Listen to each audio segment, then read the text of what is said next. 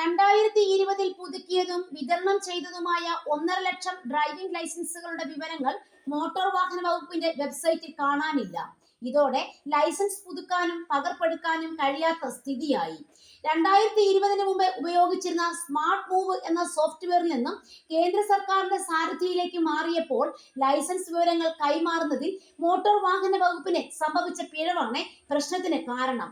സാരഥി വെബ്സൈറ്റിൽ ലൈസൻസ് വിവരങ്ങൾ ലഭ്യമല്ലാത്തതിനാൽ അസൽ ഹാജരാക്കിയാലും മറ്റു സംസ്ഥാനങ്ങളിൽ അംഗീകരിക്കാതെ പിഴ ചുമത്തുന്നുമുണ്ട്.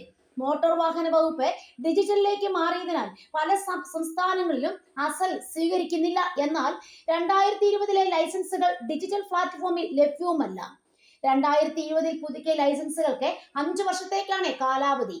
ഇത് പുതുക്കാനെത്തിയപ്പോഴാണ് ലൈസൻസ് വിവരങ്ങൾ സാരഥി സെർവറില്ലെന്ന് അറിയുന്നത്. പിഴവ് മോട്ടോർ വാഹന വകുപ്പിൻ്റെതാണെങ്കിലും പരിഹരിക്കേണ്ടത് അപേക്ഷകന്റെ ചുമതലയാണ്. ഇതിനായി പ്രത്യേകം അപേക്ഷ നൽകണം. സ്മാർട്ട് മൂവിലെ ലൈസൻസ് ഡാറ്റ ഉദ്യോഗസ്ഥർ പരിശോധിച്ച് ഉറപ്പാക്കിയ ശേഷം മാത്രമേ സാരഥിയിലേക്ക് മാറ്റുകയുള്ളൂ. പഴയ സേഫ് സോഫ്റ്റ്വെയറിൽ നിന്നുള്ള വിവരശേഖരണം പൂർത്തിയാകുമ്പോൾ അപേക്ഷകൻ ഫോട്ടോയും ഒപ്പും അപ്ലോഡ് ചെയ്യണം.